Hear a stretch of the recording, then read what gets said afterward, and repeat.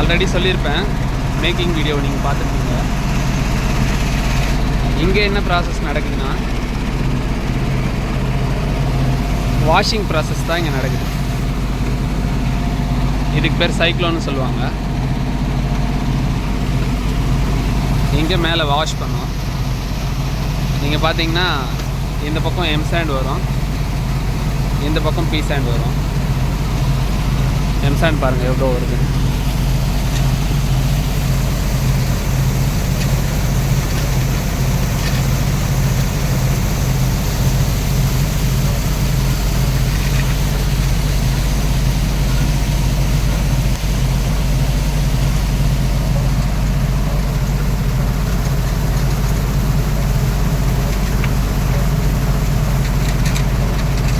இது எதுக்காக வச்சுருக்காங்கன்னா, அங்கே கொட்டுற எம் சாண்ட் கட்டி கட்டியாக வருதுல்ல, இது வந்து அதை உடச்சி விடும், இது அதை ஒழுங்குபடுத்தி விடும்.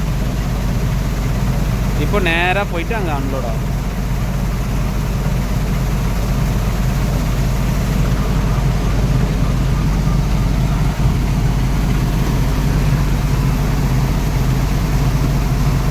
பி சாண்ட் பார்க்கலாம் பாருங்கள், பி சாண்ட் எவ்வளோ வருது.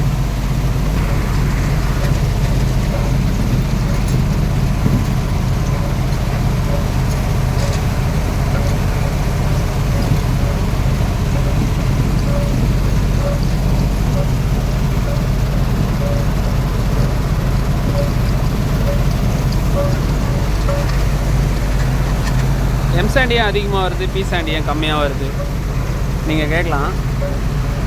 மொத்தமாக அரைச்சி ஒன்றா தான் வரும் வாஷிங்க்கு. அதை எப்படி பிரிக்கிறாங்கன்னு பார்க்கலாம் வாங்க.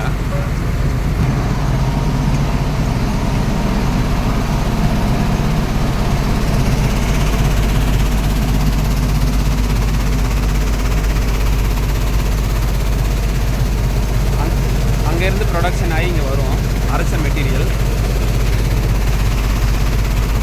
அங்கே வந்து மிக்ஸ் ஆகி அதான் எம் சாண்ட்.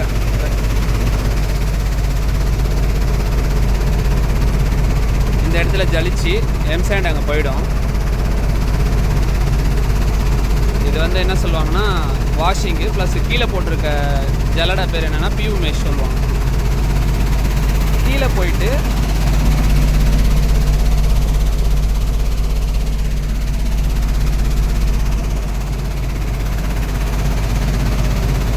கோன் மாதிரி நான் உங்களுக்கு காமிச்சல, அதில் வந்து அது சைக்ளோன்.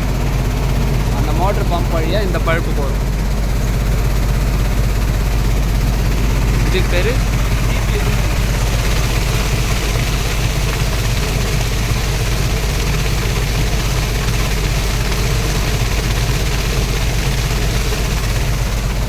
பி டியூப்னு சொல்லுவாங்க. அதுக்கு பேர் அதுதான் பி சாண்ட். அதில் வழியாக வந்து தான் இதில் திருப்பி இந்த பியூ மெஷில் திருப்பி ஜலிக்கும். இது வைப்ரேட்டரு. இதுதான் வந்து அந்த ஃபோர்ஸை கொடுக்குது. பார்த்தீங்கன்னா இங்கே நிறைய வரா மாதிரி இருக்கும், ஆனால் கொஞ்சம் அதை பாதி எம் சாண்டில் மிக்ஸ் ஆகிடும்.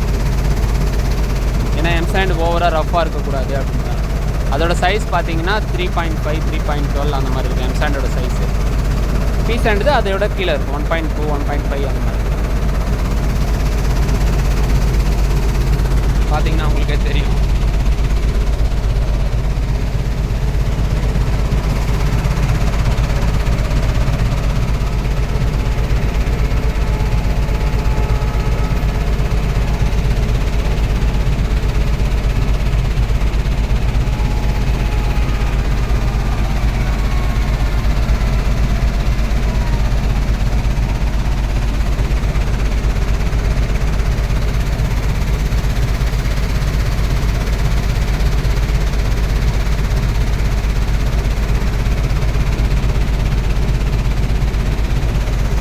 வாஷ் பண்ண தண்ணி எங்கே போகுதுன்னா அந்த பழுப்பில் போகும். அது என்னவா ஆகுதுன்றதை அடுத்த வீடியோவில் பார்க்கலாம். Okay bye.